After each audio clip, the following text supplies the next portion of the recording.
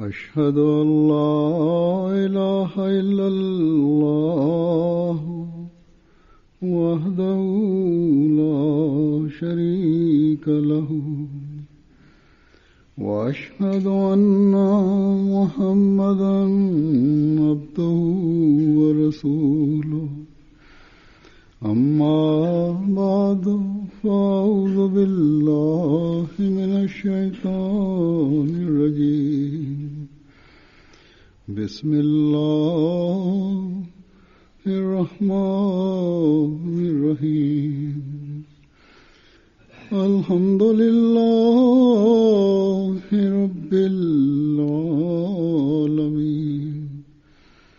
الرحمن الرحيم مالك يوم الدين إياك نعبد وإياك نستعين اهدنا الصراط المستقيم صراط الذين أنعمت عليهم غير المغضوب عليهم ولا الضالين.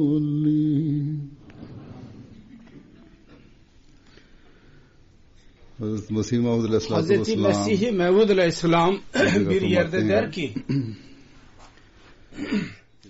ben şu gaye için gönderildim ki imanları kuvvetlendireyim ve Yüce Allah'ın varlığını ispat edeyim insanlara.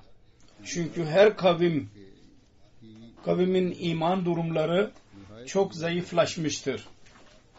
Ve ahiret alemi yalnız bir hikaye olarak kabul edilmektedir. Ve her insan kendi fiili durumundan dolayı anlatmaktadır ki dünyaya ve nasıl onun şanına inanıyorsa ve dünyadaki maddelere nasıl inanıyorsa aynı inanç kesin olarak Allah-u Teala'nın zatı üzerinde ve ahiret üzerinde onun imanı yoktur. Diller üzerinde birçok şey vardır ama kalplerde dünyanın sevgisi üstündür. Hazreti Mesih Aleyhisselam bu aynı durumda bulmuştu Yahudileri. Ve imanın zaafının özelliği olduğu gibi Yahudilerin ahlak vasıfları da bozulmuştu. Ve Allah'ın sevgisi soğumuştu. Şimdi benim durumumda da durum aynıdır. Onun için ben gönderildim ki gerçek ve iman çağı tekrar gelsin ve kalplerde takva söz konusu olsun. Onun için bu işler benim gelişimin gayesidir. Bana anlatılmıştır ki sonra gök yerden yakın olacak uzaklaştıktan sonra. Kısacası biz Mesih Maud Aleyhisselatü Vesselam'ın biyetine girdiğimizi inanıyoruz, iddia ediyoruz. Biz kendimizi muhasebe etmeliyiz. Biz nereye kadar Hz. Mesih Maud Aleyhisselatü Vesselam'ın geliş gayesini tamamlıyoruz. Kendisi ilan etti ki ben imanları kuvvetlendirmek için gönderildim. Onlara kuvvet vermek için geldim. Bizim kendimizi muhasebe etmeliyiz. Bizim imanlarımız kuvvete doğru ilerliyor mu? Dedi ki iman kuvvetlenir. Allah-u Teala'nın varlığının ispat edilmesiyle, Allah-u Teala'ya kamil iman ile. Bu dedi ki dünyanın şanına güvenmek, bugünlerde dünyada Allah-u Teala'nın varlığına inanmıyorlar ve dünyaya daha fazla seviyorlar. Allah-u Teala'yı seveceklerine Allah-u Teala'nın zatı üzerindeki inanç artık ikinci duruma düşmüştür. Ve dünyadaki insanlar ve dünyadaki mallar daha önemli olmuştur. Eğer çevremize göz atarsak aynı durumu görmemiz mümkün. Ancak çevremize bakmak yalnız şunu görmek için olmamalı ki bugün dünya insanları Allah-u Teala hakkında dünyadaki mallarına fazla güveniyorlar. Aksine şu bakımdan bakmalıyız. Biz kendimizi muhasebe edelim.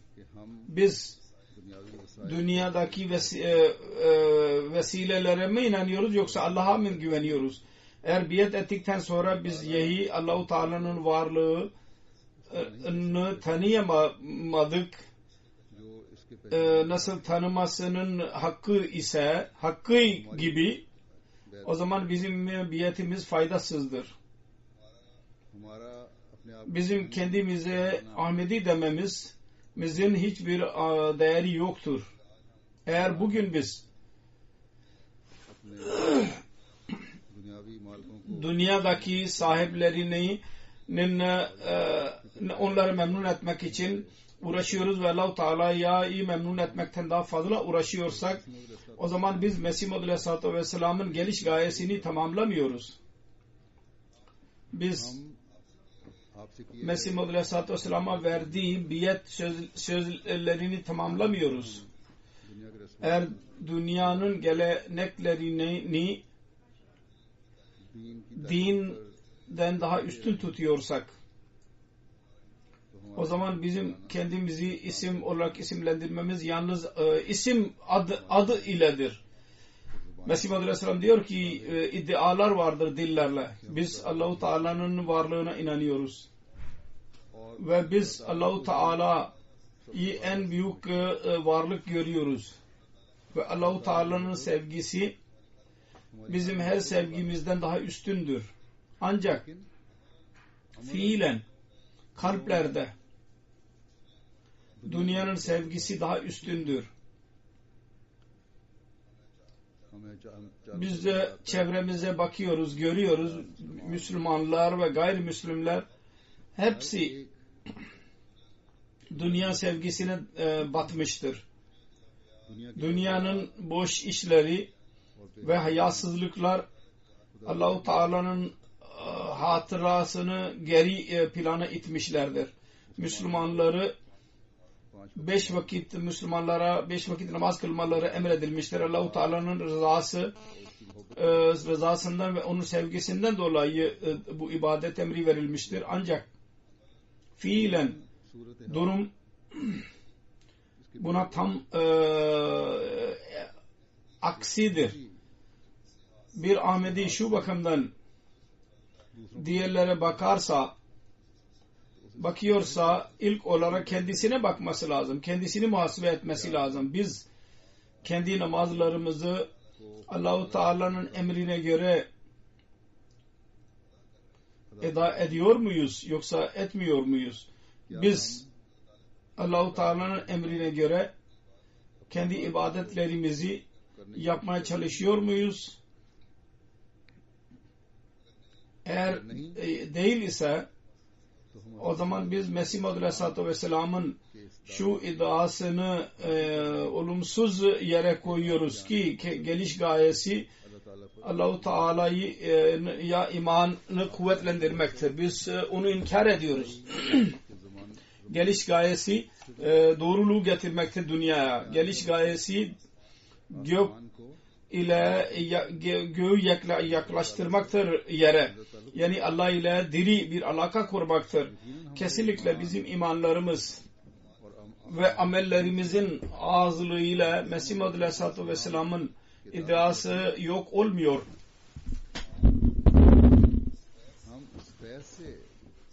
Evet, biz o feyizden pay alanlar değiliz ki kendi gelişiyle o feyizler söz konusu olmuştur.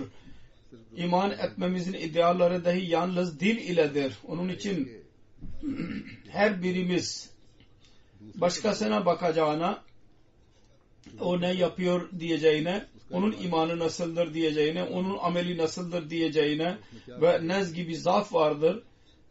Ona bakacağına her Ahmedi kendisini muhasebe etmelidir. Ne yapıyordur? Ve ne derece kadar verdiği biyet sözleşmesini tamamlıyor? Ne dereceye kadar Mesih Muhammed Aleyhisselatü Vesselam'ın geliş gayesini tamamlamaktadır? Ne dereceye kadar salih ameller yapmaktadır? Ne dereceye kadar kendi ahlak vasıflarını düzeltmektedir? Ne dereceye kadar kendi verdiği sözü tamamlıyor ki ben dinimi dünyadan daha üstün tutacağım? Hz. Mesih Muhammed Aleyhisselatü Vesselam bizim önümüze 10 biat şartını koydu. Eğer benim cemaatime girmek istiyorsanız yahut girdiklerini sayılmak istiyorsanız gerçek manada o zaman benimle kuvvetli bir alaka kurmanız şarttır. Kurmalısınız ve bu o zaman olacak ne zaman ki bu biat şartlarına uygun bir şekilde uygun düşeceksiniz. Tamamlayacaksınız bunları. Bunları daima hatırlayınız ki imanlarınız kuvvetlensin ve sizin ahlak vasıflarınız dahi ilerlesin. İleriye doğru adım atsın. Hz. Mesih Muhammed Aleyhisselatü Vesselam bize değişik zamanlarda şiddetli bir şekilde ve sancı ile bize nasihat etmiştir. Sizler bana isnat olunan benim biyetime gittiklerini ilan eden eğer Ahmedi olarak adlandırılmaktan sonra yine kuvvetli bir değişiklik söz konusu yoksa içinizde o zaman sizin ve yabancınız arasında bir fark yoktur. Onun için çaba sarf etmeliyiz. Bizim hayır seviyelerimiz yükselsin. Nereye kadar Mesih Muhammed Aleyhisselatü Vesselam bizi görmek istiyorsa oraya kadar yükselsin.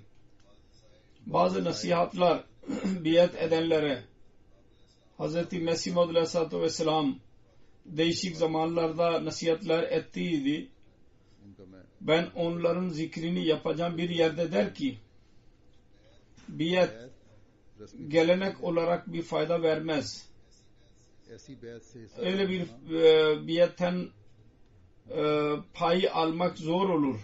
Yani o biatten Allah-u Teala'nın lütuflarından insan istifade edemez. O mükafatlara da sahip olamaz.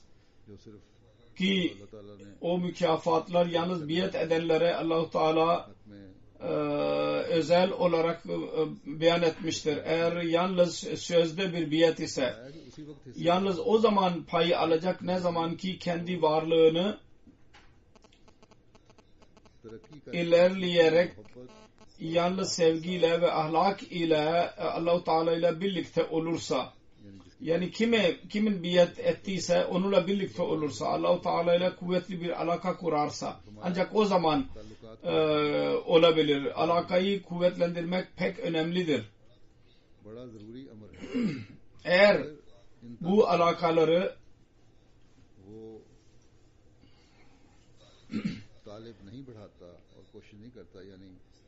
çaba sarf etmiyorsa, talep eden, biat eden bunları, bu alakaları kuvvetlendirmiyorsa ve çaba sarf etmiyorsa hem Allah ile alaka kurmak ve kimin biat ettiyse onunla da alaka kurmak, manevi bir şekilde alaka kurmak.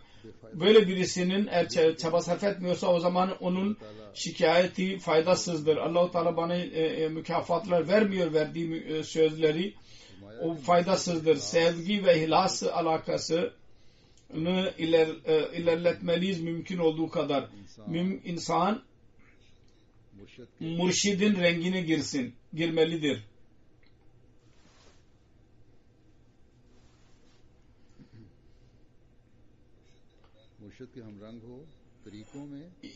Hem yollarda hem de inanç bakımından, yani mürşid hangi yolda gidiyorsa biat edenler de aynı onun yolunu tutsunlar ve inanç bakımından aynı seviyeye ulaşmaya çalışsınlar. Sonra diyor ki जल्द रास्तबाजी çabuk और इबादत doğruluğa ve ibadete yönelmeliyiz. Ve sabahtan akşama kadar muhasebe etmeliyiz. Doğruluk और इबादत ve ibadet. के मयार हासिल Bunun en yüksek seviyeye ulaşmaya çalışınız. Sabahtan akşama kadar muhasebe ediniz. क्या तुम्हें हासिल Siz neyi elde ettiniz? Sonra diyor ki, ये मत düşünmeyiniz, zannetmeyiniz ki biat etmekle खुदा ताला Allah-u Teala razı olur. ये तो सिर्फ Bu yalnız bir मगज से अंदर है dıştır. अक्सर कानून Onun özü içindedir. Bir kabuk olur ve aslında özü onun içinde olur. Kabuğun hiçbir faydası yoktur. मगज ही Aslında içi alınır. Bazı öyleler olur ki कि उनमें orada zaten iç olmaz और मुर्गी ve के अंडों की जिनमें ना boş जो किसी काम में yumurtalar gibi ki içinde ne beyazlık olur ne de sarılık olur, onlar atılırlar. Aynı şekilde इंसान öyle bir insan ki biat ve iman iddiasında bulunuyorsa, eğer her ikisinin özü içinde yoksa, yani biat ve imanın durumunu bilmiyorsa ve amel ona göre değil ise, onun korkması lazım. Bir zaman gelir ki कि उस हवाई अंडे bozuk से bir yumurta gibi kırılarak atılır. Paramparça edilerek atılır. Aynı şekilde her kim biat ve iman iddiasında bulunuyorsa onun kendisini muhasebe etmesi lazım. Ben yalnız kabuk muyum yoksa öz müyüm? जब तक मगज Eğer öz yoksa o zaman iman, sevgi, itaat, biat, inanç ve itikad, मुरीदी और murid olmak ve İslam'ın tam muridliği yoktur. Ben iman ettim demesi tamamen yanlıştır. Ben seviyorum demesi tamamen yanlıştır. Kamil itaat edenim ben demesi, ben biat ettim. Ben inanç bakımından kesin inanıyorum ki ben doğru Müslümanım. Bütün bunlar iddialardır. Yalnız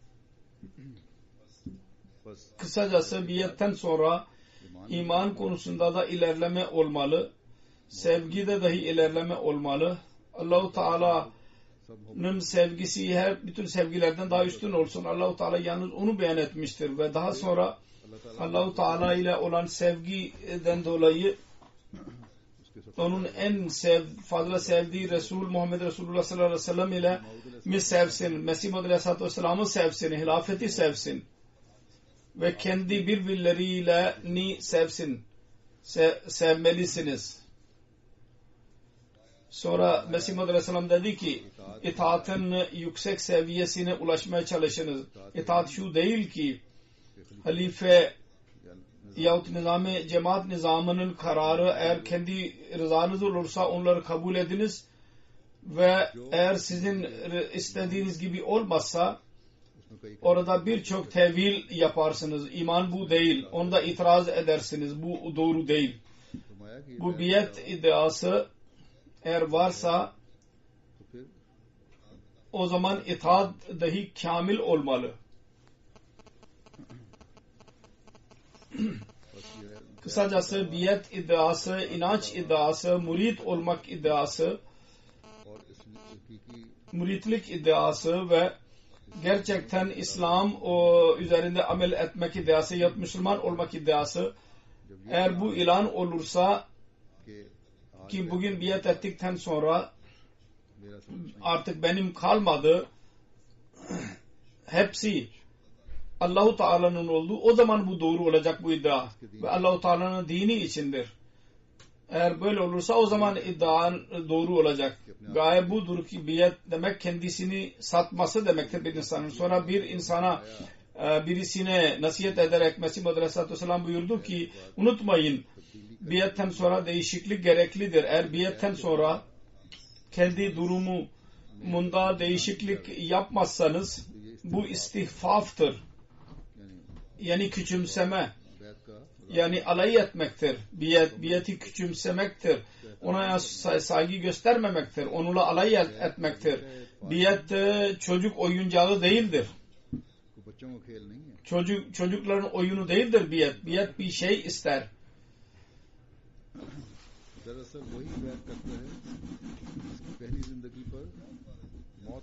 Aslında ilk hayatına ölüm gelen biyet eder ve yeni bir hayat söz konusu olur.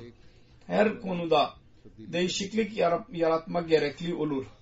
Allah-u Teala'nın lütfuyla Hz. Mesih Maud Aleyhisselatü Vesselam'ı bugün dahi öyle ihlas sahibi Allah-u Teala vermektedir ki biyet ettikten sonra kendi pak ve değişiklikleri yaratıyorlar kendi zatında ve yabancılar dahi onların bu pak değişikliklerini kabul ediyorlar, itiraf ediyorlar. Bizim bir muballiğimiz var, Burkina Faso'da çalışıyor, yazıyor bana. Bir sefer orada bir yer vardır, Dinya. Oraya gittim tur için ve bu cemaat Mali'nin sınırındadır. Mali ülkesinin sınırında ve orada büyük muhalefet vardı cemaate. Çünkü orada dahi Vehhabiler çoğunluktadır. Oradaki bir caminin imamı Vigragu Yakubu Bey bana anlattı.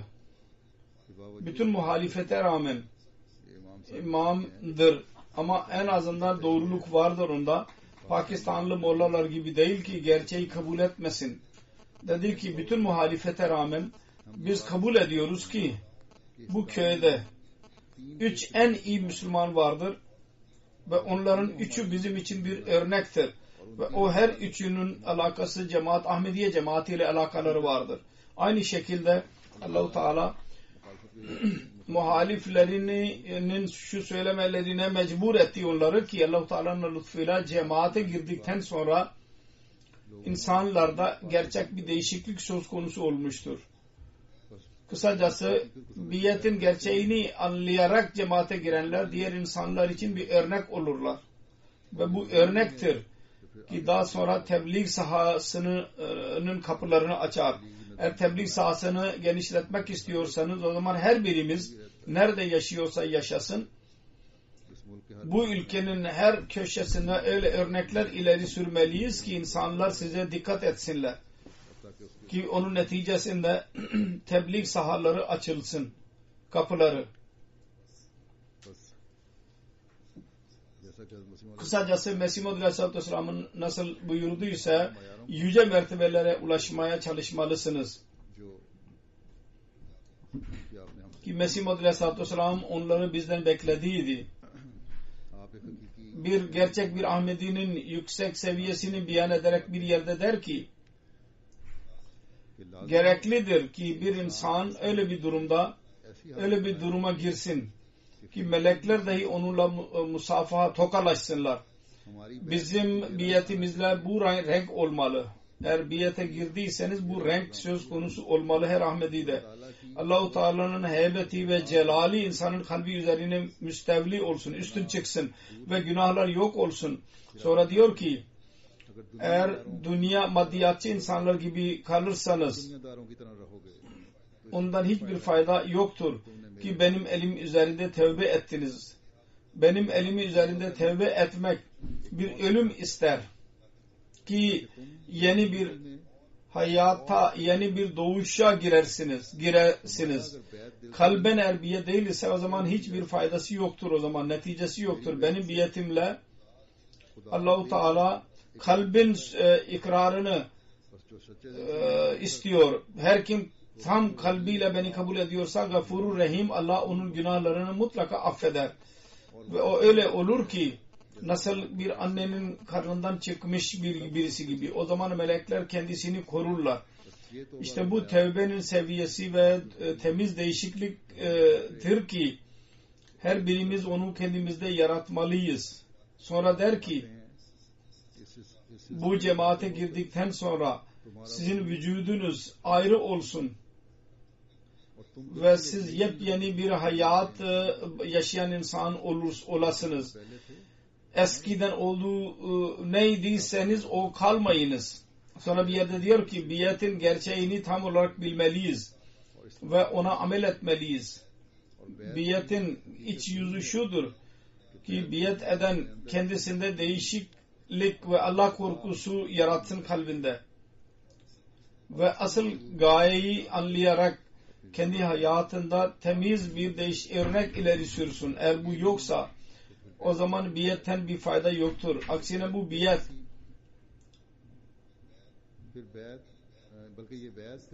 kendisi için daha da fazla azaba sebep olacak. Çünkü söz verdikten sonra bilerek itaatsızlık yapmak büyük tehlikelidir. Çok tehlikelidir. Sonra bir yerde der ki biyet etmekten anlam yalnız biyetin anlamını öğrenmektir. Birisi elini vererek biyet etti ve asıl gayeyi anlamadı yahut ona aldırış etmedi. O zaman onun biyeti faydasızdır.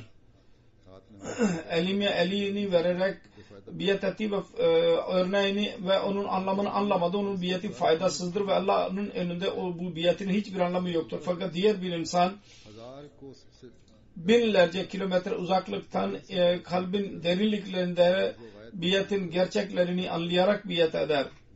Başka bir insan vardır.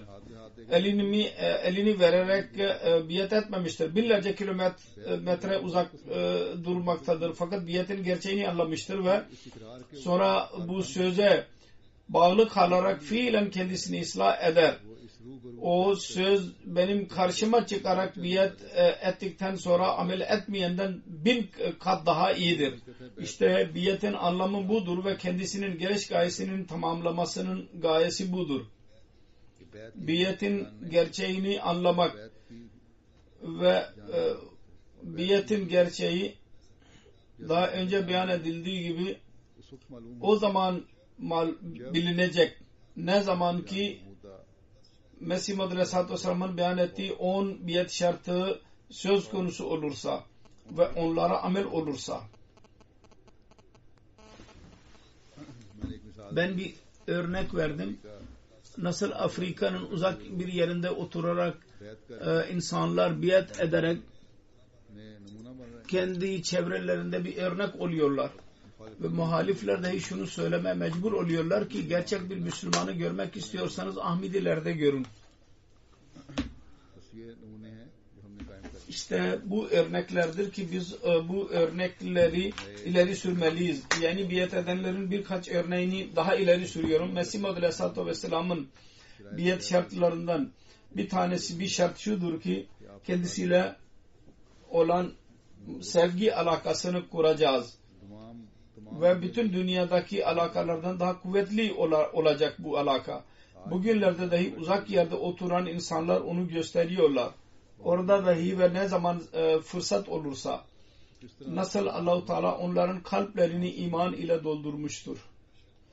Rus ülkelerinde biyet edenler insanlar Allah-u Teala'nın lütfuyla kendi imanlarında ve ihlaslarında olağanüstü bir şekilde ileri adım atıyorlar. Onlardan birkaç kişi geçen sene Kadiyan'ın toplantısına da katıldılar.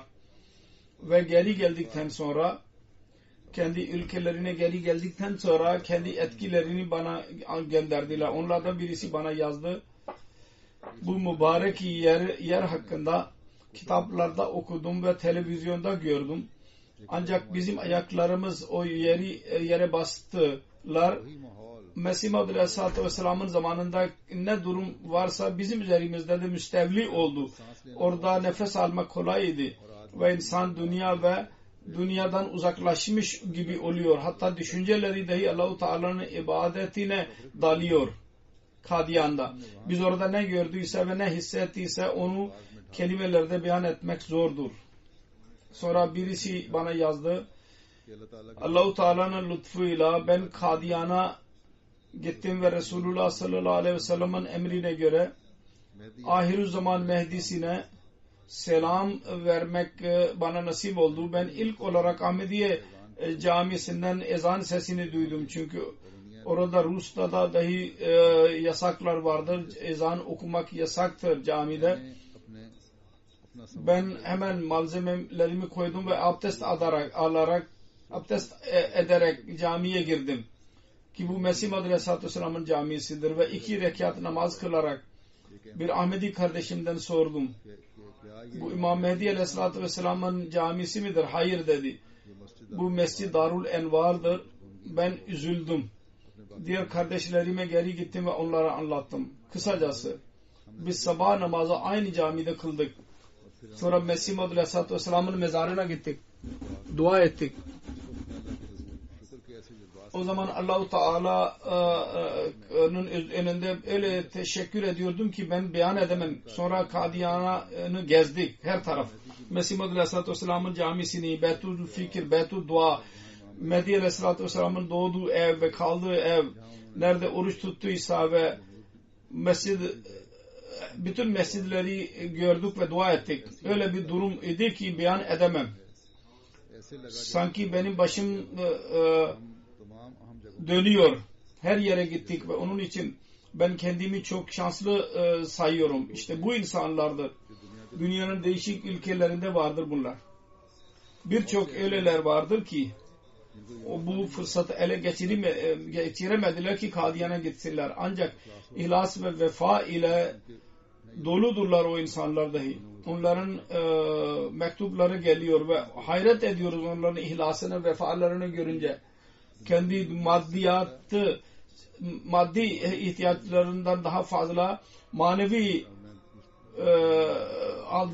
manevi konuda aldırış ediyorlar. Endonezya'dan birçok insan geldiydi. Geçen gittiğim ülkede ve uzak mesafeden geldiydiler. Singapur'a. Ellerinde kira yoktu. Biraz masraf vardı. Biraz yer vardı, toprak, ve onu sattılar ve geldiler. O parayla. Ve her ne zaman dua ettiyse dünyanın ihtiyaçları için değil, bizim çocuklarımız dine bağlı kalsınlar diye benden dua etmemi istediler. Ve bizim elde ettiğimiz mükafat, biz onu zayi etmeyelim. Çocuklar, kadınların ve erkeklerin hepsinin hisleri buydu. Sonra hilafet sevgisi aşırı derecedeydi. Kardeşlik, uhuvvet, yalnız Allah için bunu gösteriyorlardı. Sonra başka bir örnek ileri sürüyorum. Dini dünyadan daha üstün tutmaktır ve kardeşliği göstermektir. Fransa'dan Amir Sahir yazıyor, bir nev mübayi yeni biat etmiş olan Abdülaziz geçen 3-4 ay içinde iş arıyordu. Bu arada biz kendisine anlattık. Haziran'ın sonunda Almanya'da Celsa Salana olacak ve orada anlattık ki Halifetul Mesih dahi katılacak o celsaya. Dedi ki ben mutlaka o celsaya gideceğim, katılacağım. Ve çok arzusu vardı ki Mesih beni görmek istiyordu. Emirül Müminin Halifetul Mesih ile görüşmek istiyordu. Kısacası diyor ki 2 Haziran'da biz Almanya'ya gitmek için kendisiyle tekrar irtibata geçtik. Dedi ki ben bugün bir iş buldum. Eğer başta ben 4 gün aksatarsam beni hemen işten atacaklar. Ve bu yine mübayidir. Ve dünyanın maddiyatı durum Avrupa'da özellikle öyledir ki zor iş bulunur. Yüz binlerce insan işsizdirler. Ancak buna rağmen dedi ki mutlaka Celsa Salana'ya gidecek. Eğer iş gidiyorsa gitsin. Ben Halifetul Mesih ile mutlaka mülakat yapacağım. Elhamdülillah Celsa'ya katıldı. Ve ondan sonra elim üzerinde biat ederek cemaate girdi. Sonra Mali'den bizim müballiğimiz yazıyor. Bizim regionun, bir mıntıkamızın, bölgemizin bir dostu Adam Kobali bir iş yerinde çalışıyor, bir şirkette. Hudamul Ahmediye'nin bir toplantısı için çağrıldı. Aynı gün onun şirketinin bir önemli bir toplantısı vardı ve o kadar önemliydi ki eğer ona katılmazsa işten atılabilirdi.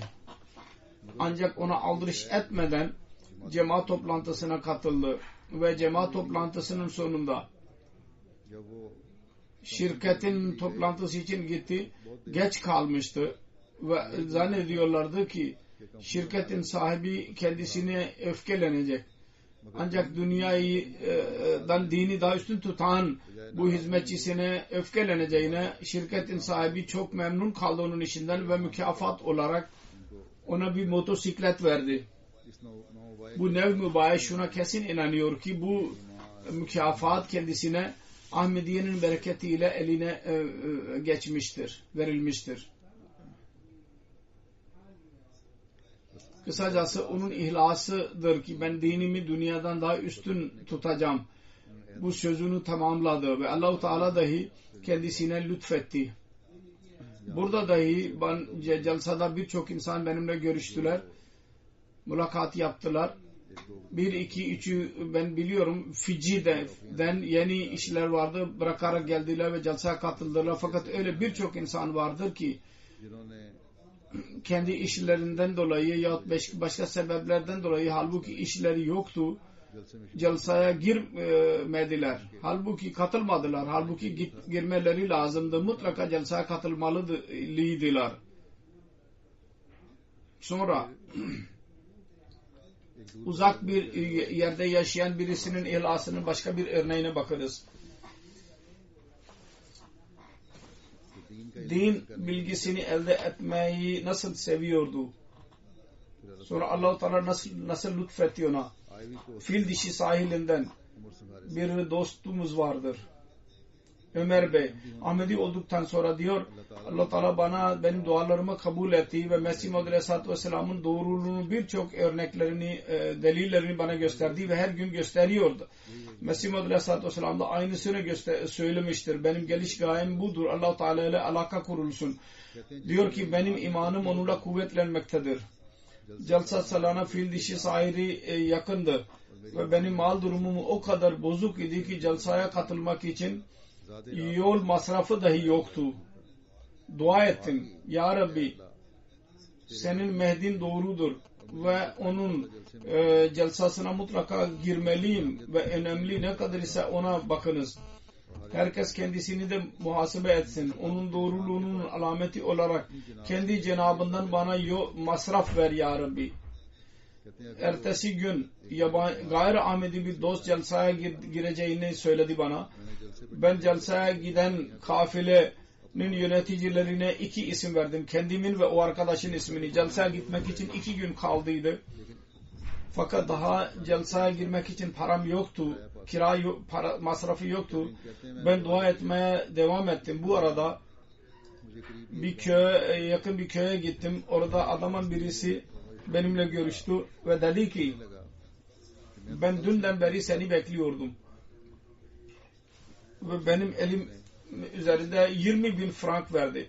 Ve dedi ki bu senin içindir. Allah-u Teala onun kalbine koydu. Para ver ona dedi. Ben para alarak Allah-u Teala'ya şükür ettim. Ve o parayla ben 16.000 frank 2 kişinin kirasını ödedim. Ve 4.000 yol masrafı olarak kendi cebimde tuttum.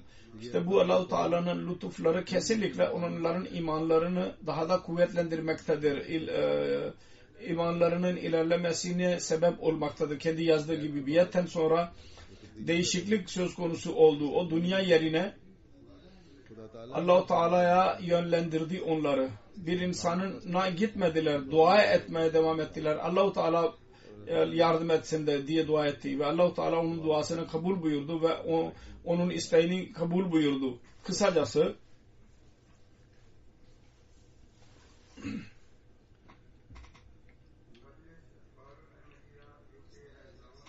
Kısacası nasıl bu gibi imanla dolu insanların kalbinde şüpheler yaratılabilir ki el-İyazu billah Ahmediye cemaati yalancıdır ve Allah-u Teala yoktur.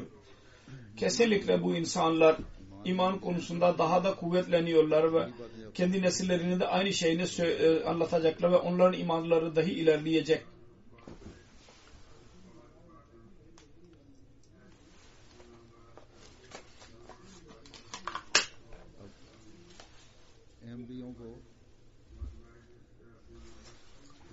Şimdi Ahmediler Mesih Muhammed Aleyhisselatü Vesselam buyurmuştur. Temiz değişiklik yaratın ve Allah-u Teala ve onun Resulünün buyruklarına boyun eğin. O zaman sizin imanınız belli olacaktır. Şimdi Avrupa'da yaşayan bir kızın hikayesini size anlatayım. Nasıl Allah-u Teala ona kendi imanını zinde tutması kendisine nasip etti ve kendisine mükafatlar indirdi. İsviçre'nin muballiği bana yazıyor. Genç bir kız, cemaatin kızı vardı. Profesyonel bilgi alıyordu. 2 gün fakülte gitmesi lazımdı ve 3 gün bir şirkete çalışıyordu. Orada tek Müslüman idi şirkete. Şirket ona namaz kılma izni verdiydi. O orada işe girdiği zaman şirket çok para kazanmaya başladı ve yeni müşteriler buldu. Çok kısa zamanda şirketin 2 binası ve birçok işçiler almaya mecbur oldu bu şirket. Gittiği fakülte de orada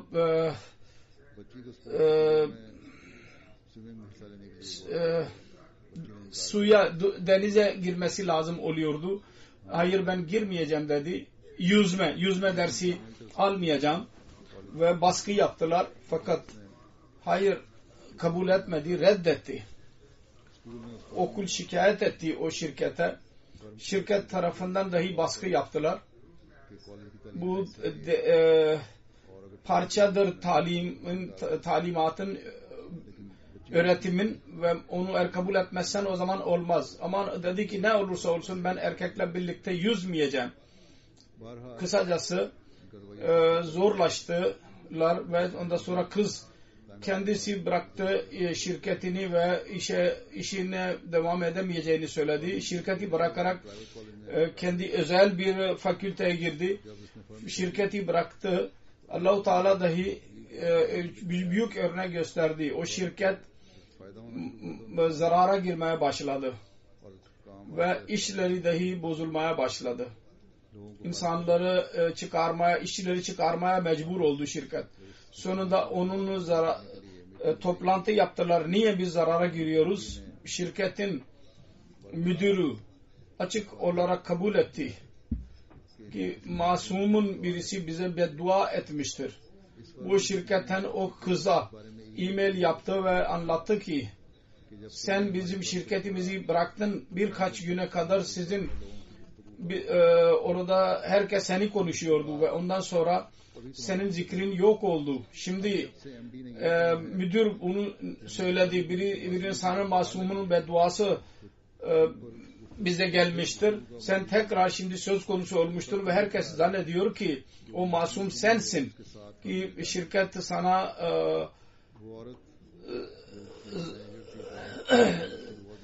sana haksızlık yaptı. Müdürü attı şirket ve bu Allah-u Teala lütfetti. O kız güzel bir özel okulda derse girdi ve oradan başarıya ulaştı. Allah-u Teala'nın rızasını üstün tuttu. Her şey, maddiyatı, arzularını dahi Allah-u Teala kabul etti. Bizim kızlarımız için dahi bunda bir ders vardır. Dinimizi dünyadan daha üstün tutunuz. Allah-u Teala'nın rızasını üstün tutunuz ki Allah-u Teala o zaman lütfedecek. Bu gerekli değil ki buradaki her şey benimsensin. Birisi ne dediyse onu kabul edeceğiz. Bunların iyiliklerini alınız. Gençler onu bilsinler. Ama kötülüklerden uzak durmaya çalışınız. Yüzmek kızlar için yasak değil, yüzünüz ama kızlar ile birlikte yüzsünler suda. Ve tabii ki yüzmek bilmeliyiz. Bu güzel bir şeydir. Bugünlerde yüzmek, kızlara bu ders vermeye gerekli oldu. Benim ninem bana anlatıyordu. O devirde nehirlerde yüzülürdü ve güzel yüzerdi benim ninem. 100 seneden önceki bir yüzerdi ve şimdiye kadar güzel yüzerdi. Bizim kadınlarımız yüzüyorlar ve yüzmek bilmeli. Ancak öyle bir ortam bulunuz ki kızlarıyla birlikte yalnız kızlar olsunlar ve bu olabilir. Avrupa'da da dahi ben gördüm, birçok yerde çaba sarf ettiler ve oldu. Bir ihlas sahibi bir dost orada ona methettiler. Bir yüksek mahkemenin hakimlerinden birisi Seyyid Kabu en yüksek mahkemesinin üyesi oldu. Ghana Bar Association yani Barolar Birliği ona methetti ve yazdılar ki siz bir insansınız, hata yapabilirsiniz. Ancak siz hiçbir zaman haram para almadınız. Hatta teşekkür beni kabul etmiyordunuz karardan sonra. Sizde asla haram para yeme yoktu. Ghana Barolar Birliği sizi imanlı, çalışkan ve öyle bir hakim olarak beyan olarak beyan etmiştir ki hiç bir zaman haram para yemez. İşte Mesih Maud Aleyhisselatü Vesselam gelerek böyle bir insanlar yaratmak istemiştir. Pakistan'daki hakimlere bakınız, karar veriyorlar. Ondan sonra mollalardan korkarak onu değiştiriyorlar. Birçok cemaat lehinde karar verdiler. Mazlumlar lehinde karar verdiler ve daha sonra değiştirdiler. Anayasa Mahkemesi yahut Yüksek Mahkeme. İşte bu onur dahi Ahmediye cemaatinin onurudur. Ve bu onur her Ahmedi çaba sarf etsin ki elimizde kalsın. Hiçbirisi itiraz edemesin. Hz. Mesih Maud Aleyhisselatü Vesselam'ın biat şartlarından bir tane şudur. Kendi Allah-u Teala'nın verdiği yeteneklerden insanoğluna fayda veriniz. Yabancılardan bunun şöyle bu gösteriliyor. Onun bir örneğini ileri süreceğim. Sierra Leone'un Cumhurbaşkanı Ahmediye Cemaati'nin 52. yıllık toplantısında Celsa Salana'da dedi ki ben çok memnunum ki ben Ahmediye Cemaati değil yalnız kavmimin önemli bir programında bulunuyorum. Ben burada Ahmediye Cemaati'nin ülke için verdikleri hizmetleri değerlendirmek için ve onları methetmek için, teşekkür etmek için geldim. Ve Cumhurbaşkanı olarak şunu dahi beyan etmeye geldim ki Ahmediye Cemaati, hükümet ve Sierra Leone'un halkı kendisini ne kadar seviyor. Ahmediye Cemaati herkesi seveceğiz, hiç kimseden nefret etmeyeceğiz diye inanıyorlar ve birkaç yıldan beri yalnız dil ile değil fiilen onu gösteriyorlar. Bu Ahmediye Cemaati'nin benim halkımı sevmesidir ki insanlara bilgi veriyorlar. Bilgiyle süslemek için ülkenin her bölgesinde okulları vardır ve dine ayrım yapmadan herkes ondan istifade etmektedir ve hiç kimseden nefret etmeyeceğinin numunesi budur ki insanların sağlığı için hastaneler açmıştır ve her çeşit insanlar ayrıcalık yapılmadan istifade ediyorlar. Bu cemaatin bu güzelliğidir ve hepimiz sizinle birlikte yürümeliyiz ve bu işlerde size yardım etmeliyiz. Ben Cumhurbaşkanı olarak buraya geldim ki sizin bu hizmetlerinizi üzerinde sizi tebrik edeyim ve size anlatayım ki sizin eski hizmetlerimizden ben ve benim vatandaşlarım memnunuz ve Ahmediye Cemaatine teşekkür borçluyuz. Şimdi Araplardan zenginler buraya gelmediler ama cemaatin bu etkisi çoğalıyor. Ona bakarak şimdi oraya gitmeye başladılar. Bazı hükümetlerin temsilcileri. Biz size okullar açacağız ve hastaneler açacağız ve fakülteler açacağız ve yardım edeceğiz. Kısacası bu insanların insaf gözü açık kalsın ve hiçbir zaman insafsızlık yapmasınlar.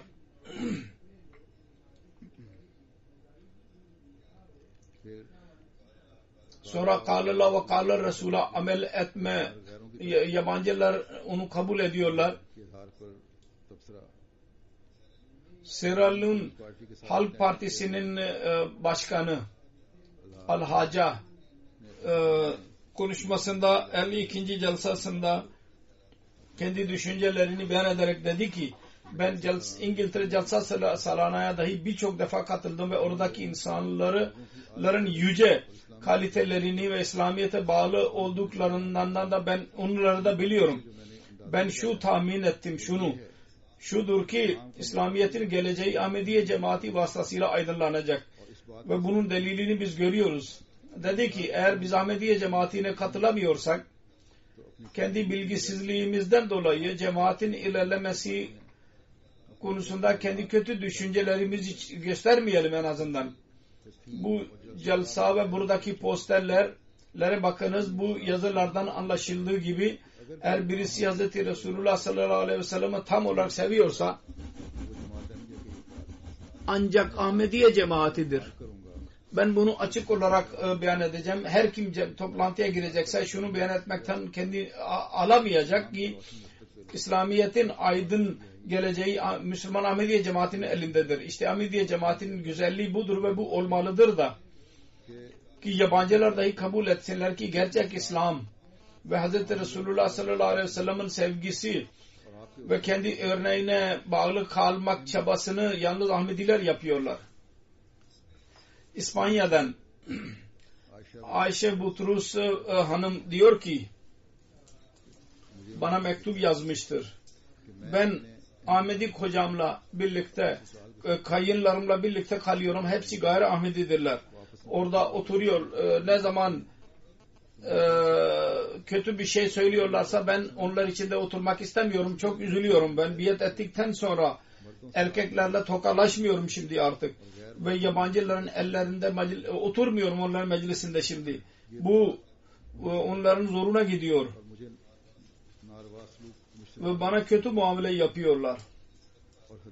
Ve hadis göster ki erkeklerle tokalaşmak yasak olsun. Biz ikimiz sabır ediyoruz bu durumda. Dua edin ki Allah-u Teala bize ayrı bir ev versin ki orada Mesih Muhammed Aleyhisselatü Vesselam'ın imanına göre hareket edelim.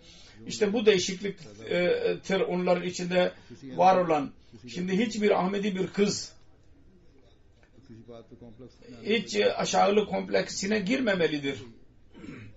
Erkekler de bazen onlara selam vermeye mecbur oluyoruz. Hiç selam vermeye mecbur değilsiniz. Yasak ise erkeklerle tokalaşmak, o zaman ona bağlı kalmalısınız. Erkekler de aynı şekilde çaba sarf etmelidirler ki erkeklerle tokalaşmasınlar. Eğer Allah-u Teala'nın lütuflarını elde etmek istiyorsanız o zaman en küçük buyruğuna dahi zahirde küçük gibi görülebilir. Ona göre amel etmeliyiz.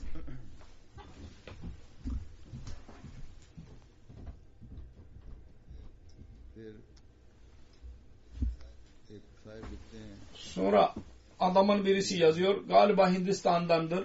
Ahmediye cemaati kirala gayri Ahmedi ulemalar ve yaramaz insanlar misyonumuza saldırdılar ve camimizi ele geçirdiler. Ahmediye cemaati onu yapmıştı.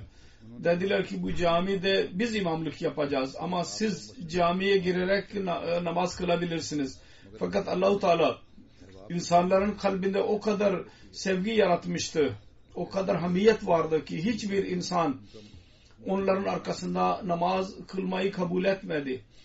Ve her birisi onların arkasında namaz kılmayı reddetti.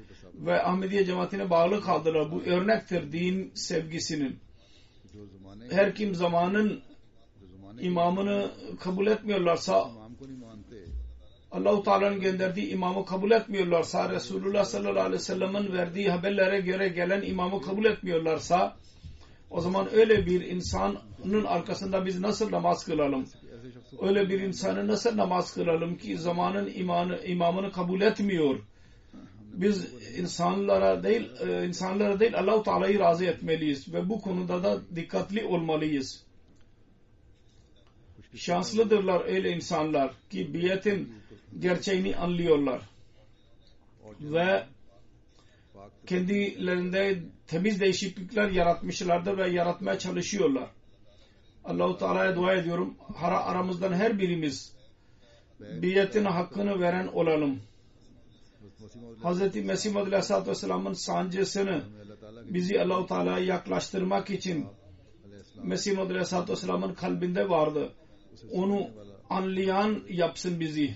Mesih Maud Aleyhisselam der ki ben biliyorum ki bu sözler bir insanın kalbine gönderebilmek benim işim değil ve benim elimde öyle bir alet yoktur ki onun vasıtasıyla ben kendi sözümü bir insanın kalbine yerleştireyim. Sonra diyor ki binlerce insan vardır sevgiyle ve ihlas ile ileri adım atırlar. Ancak bazen eski alışkanlıkları yahut beşeriyetin zaafından dolayı dünya işlerinde öyle katılıyorlar ki sonra din konusunda gaflet gösteriyorlar. İhlas vardır, sevgi vardır. Öyle insanlar var. Ancak bazı zaaflar gösteriyorlar arada bir. O zaafları dahi uzaklaştırmamız lazım. Dedi ki bizim gayemiz şudur. Öyle tam olarak temiz olalım ki dinin önünde dünyaya önem vermeyelim ve değişik gafletler ki Allah-u Teala'dan uzak bizi atıyor, o bizden yok olsun.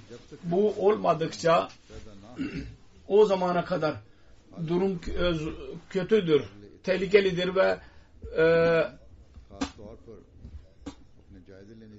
kendimizi muhasebe etmeliyiz. Kendi durumumuzu Allah-u Teala'nın rızasına göre yapmalıyız.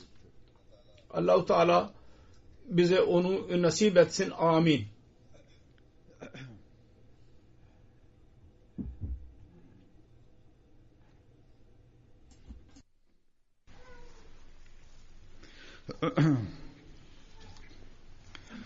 Elhamdülillah nahmaduhu ve nestainuhu ve nestağfiruhu ve nu'minu bihi ve netevekkalu aleyh ve na'udzu billahi min şururi enfusina ve min seyyiati a'malina.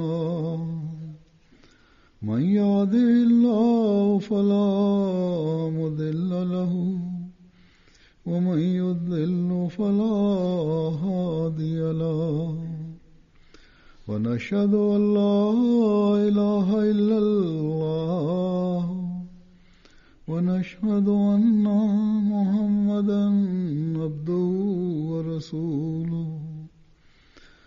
عباد الله رحمكم الله إن الله يأمر بالعدل والإحسان وإيتاء ذي القربى وينهى عن الفحشاء والمنكر والبغي يعظكم لعلكم تذكرون. اذكروا الله يذكركم وادعوه يستجب لكم ولذكر الله أكبر.